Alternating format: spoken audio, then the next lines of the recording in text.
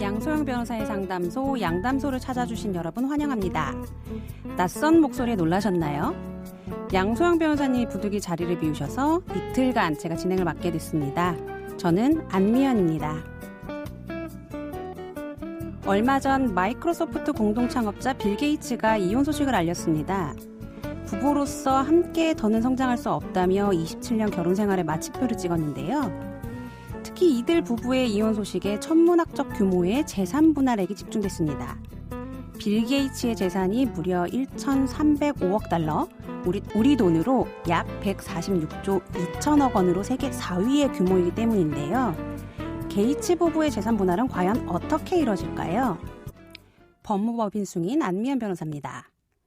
미국 법원이 이혼 시 재산 분할을 어떻게 산정하는지부터 살펴보면요. 영국 파이낸셜 타임즈에 따르면 게이츠 부부의 이혼 신청서가 접수된 워싱턴주는 이혼에 따른 재산 분할에 대한 합의가 없을 경우 재산을 5대5로 나누도록 규정하고 있다고 합니다. 물론 5대5가 반드시 의무는 아니고 법원이 사안에 따라 분할액을 조정할 수도 있는데요. 게이츠 부부는 이미 재산 분할 합의를 마쳤고 법원에는 합의에 따른 재산 분할을 해달라는 청구를 했다고 합니다. 물론 재산 분할 합의의 자세한 내용은 아직 알려지지 않았는데요.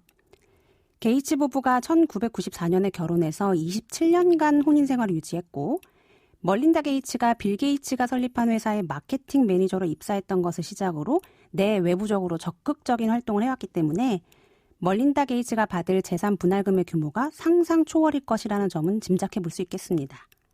최근 멀린다 게이츠에 대한 주식 이전이 있었는데 그 가액만 하더라도 18억 달러, 약 2조 270억 원에 이른다고 합니다. 그런데 게이츠 부부가 법원에 합의서 내용대로 재산 분할을 해달라고 청구했다는 사실과 주식 이전과 같은 절차가 벌써 진행됐다는 점을 고려해보면 사실 게이츠 부부의 재산 분할 절차는 거의 마무리 단계가 아닌가 싶습니다. 법원에 대한 그 심판 청구의 시점과 외부 공표 시기만 아마 세밀하게 조율했을 거고요. 게이츠 부부 이전의 기업인의 이혼 중 아마존 총수 제프 베이조스의 사례가 역대급 재산 분할이었죠. 베이조스는 재산 분할로 아마존 전체 주식의 4%, 금액으로 환산하면 383억 달러, 약 우리 돈 44조 8천억 원을 헤어지는 배우자 맥켄지 스콧에게 넘겼습니다. 과연 이 기록을 빌 게이츠가 깰 수 있을지 궁금해지는데요.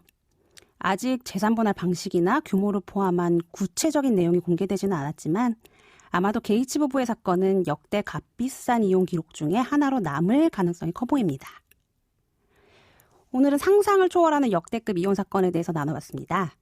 양담소에서 함께 나눠볼 법률 궁금증이 있으시면 YTN 라디오 양소영 변호사의 상담소 홈페이지에 남겨주세요.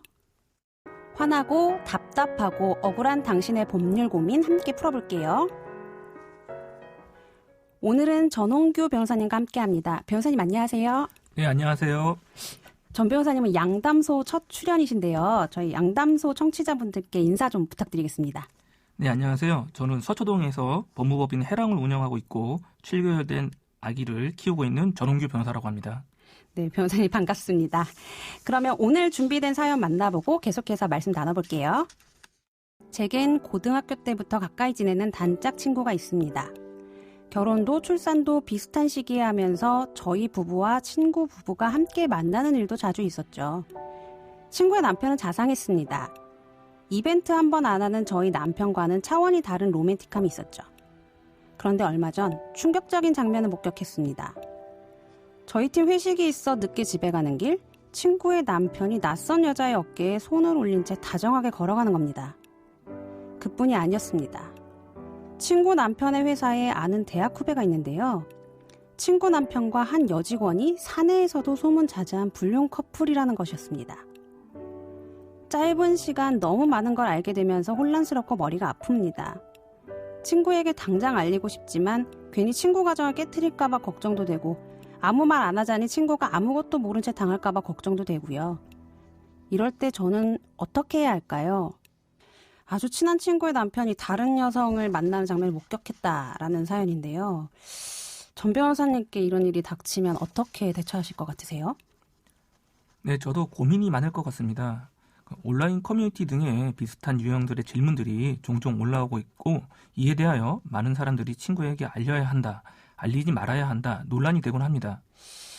일단 사연을 올려주신 분께 좀 법적 조언을 드리려면 결국 우연히 알게 된 타인의 불륜 사실을 알리거나 아니면 알리지 않았을 때 발생하는 법률 문제가 있는가를 살펴봐야 될 텐데요.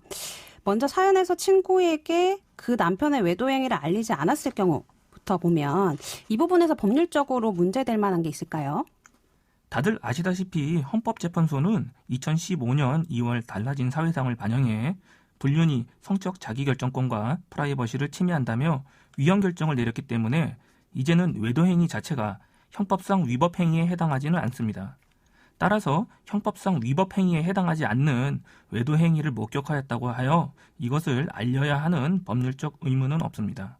물론 형법상의 위법행위에 해당하는 행동을 목격한 경우라고 하더라도 법률에 목격자가 이것을 알리거나 신고하도록 하는 의무가 부여되어 있지 않다면 알리지 않았다고 하여도 법률적으로 아무런 문제가 발생하지 않습니다. 즉, 알리지 않은 행위는 법률적으로 전혀 문제가 없습니다. 그러나 알리는 행위는 법률적인 문제가 발생할 수 있기 때문에 조심하셔야 합니다. 오히려 불륜 사실을 알려주었을 때 법률적인 문제가 생길 수 있다는 말씀이신 거죠? 네, 그렇습니다. 타인의 외도 행위를 알리게 될 경우 형법 제307조 명예훼손죄에 해당할 수 있습니다. 다만 명예훼손죄는 공연성, 사람의 명예훼손, 허위 또는 사실의 적시에 이 세 가지 요건이 충족되는 경우 성립하게 됩니다.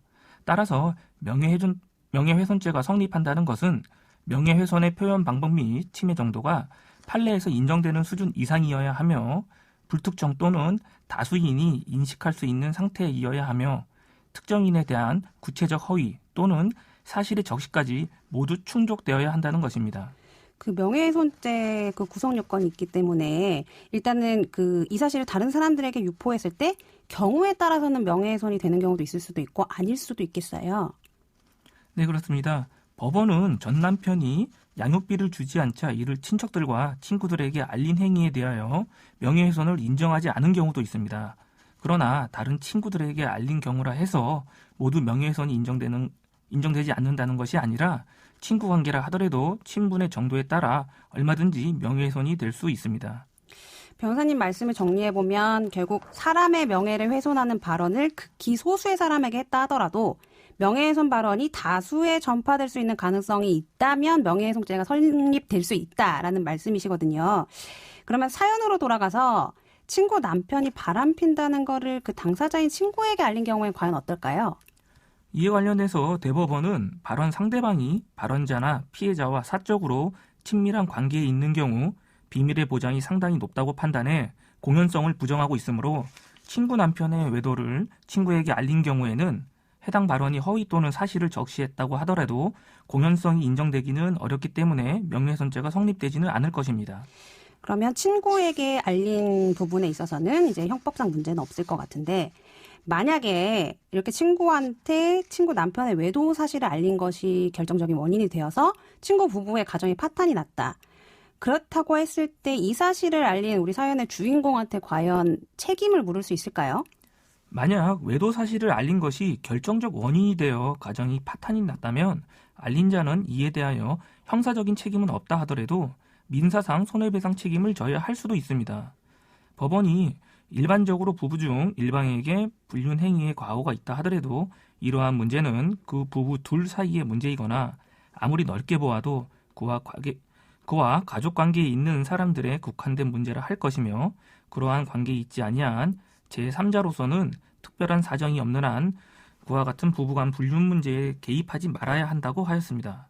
따라서 친척관계, 친교관계, 교육관계 등으로 인해 그 문제에 개입할 필요가 있는 제3자라 하더라도 그 문제의 심각성과 복잡 미묘성에 비추어 매우 조심스럽게 개입할 의무가 있으므로 이러한 의무를 게을리 함으로써 그 부부관계가 파탄에 이르게 되었다면 그에 따른 손해를 배상할 의무가 인정되므로 알리지 않는 것을 개인적으로는 권해드리고자 합니다. 이 민사상 손해배상의 여지가 있을 수도 있다는 것은 이제 많은 분들이 오늘 처음 아셨을 것 같아요. 그러면 변호사님 말씀처럼 과연 친구 남편의 불륜을 모른 척하는 게 이 사건에서는 정답일지 좀 저도 고민이 됩니다. 친구 남편의 외도 사실을 목격하였다고 하더라도 그것이 진짜 외도인지 여부를 확실하게 알 수가 없기 때문에 이러한 경우에는 꼭 알려야 한다면 매우 조심스럽게 알려줘야 하는 것을 추천드리고 웬만하면은 그냥 모른 척 하시는 것을 개인적으로는 추천드립니다. 참 심정적으로는 알리고도 남아야 될 사실인데 이런 법적 문제가 있다라는 점 때문에 참 알리셔야 된다라고 조언 드릴 수도 없고 좀 곤란하긴 합니다. 그러면 결국 정리를 해보자면 친구 남편의 외도 사실에 대해서 친구에게 알리는 것만으로는 명예훼손죄가 성립하진 않습니다. 형사적인 문제는 없겠지만 이 도를 넘어서 내가 이 사건에 너무 깊숙이 개입하게 되면 혹시 모를 민사상 손해배상의 문제가 발생할 수도 있다는 점을 우리 사연 올려주신 분께서는 반드시 한 번은 좀 생각을 해보셔야 될 것 같습니다. 오늘은 전원규 변호사님과 함께했습니다. 변호사님 좋은 말씀 감사합니다. 감사합니다. 양소영 변호사의 상담소 양담소는 내일도 문을 엽니다. 끝곡 원미연의 바람아 멈추어다오 들려드릴게요. 저는 안미연이었습니다.